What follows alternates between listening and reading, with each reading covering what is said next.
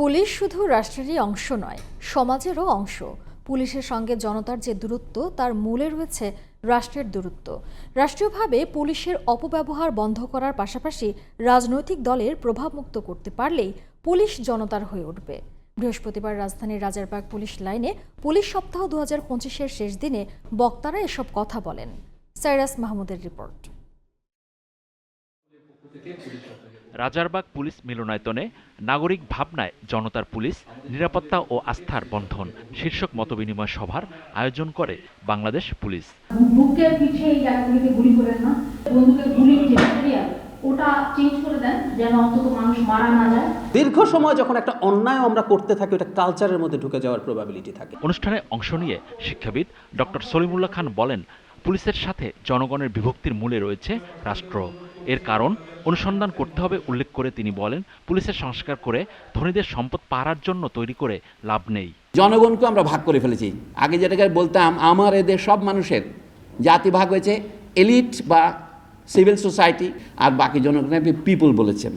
আমি ওই জন্য বললাম পুলিশের বিকল্প সিভিল সোসাইটি নয়, পুলিশের বিকল্প তো গোটা জাতি, দ্য পিপল।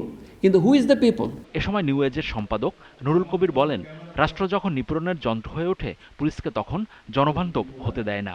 পুলিশকে জনবান্ধব হতে হলে জনগণের ভাষা বুঝতে হবে। একটা রাষ্ট্র এবং রাষ্ট্রের কর্মকর্তারা কতটা পঙ্গুত্ব বরণ করলে মুদ্রিত আকারে পুলিশ রিপোর্টের বইয়ের মধ্যে লেখা যায় যে অমুককে এই পদক দেওয়া হয়েছে বিরোধী দলের আন্দোলন সফলভাবে দমন করার জন্য।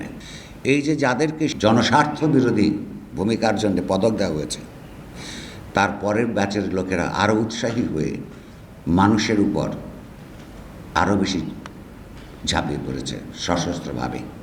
পুলিশের সঙ্গে জনগণের সম্পর্ক ধাওয়া পাল্টা ধাওয়ার, তা বদলানোর সুযোগ পুলিশের হাতে নেই উল্লেখ করে পুলিশের সাবেক শীর্ষ কর্মকর্তারা বলেন, পুলিশের অনেক অফিসাররা দুর্নীতিতে জড়িয়েছে। সমাজের সকল শ্রেণীর মানুষকে সাথে নিয়ে কমিউনিটি পুলিশিং করতে হবে। কোনো কিছুই করা সম্ভব হবে না দেশে যদি গণতন্ত্র না থাকে। আমাদেরকে গণতান্ত্রিক চিন্তা ভাবনা এটাকে আমাদের প্রতিষ্ঠা করতে হবে। দুর্নীতি হয়েছে এবং দুর্নীতি এখন যে হচ্ছে না এই গ্যারান্টি নাই, কিন্তু এইটার থেকে আমাদেরকে বেরিয়ে আসতে হবে।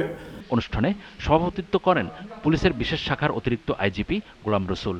শক্তি নয়, নৈতিকতাই বড় অস্ত্র, এই প্রতিশ্রুতিতে এগিয়ে যাওয়ার পথে সবার সহযোগিতা কামনা করেন পুলিশের মহাপরিদর্শক বাহারুল আলম। আমি আজ বুঝেছি শক্তি নয়, নৈতিকতা বড় অস্ত্র। সম্মানিত নাগরিকবৃন্দ, প্রিয় সহকর্মীবৃন্দ, আমরা এই প্রতিশ্রুতিবদ্ধ হতে চাই সবার কাছে। Cyrus Mahmud, GTV news, Dhaka.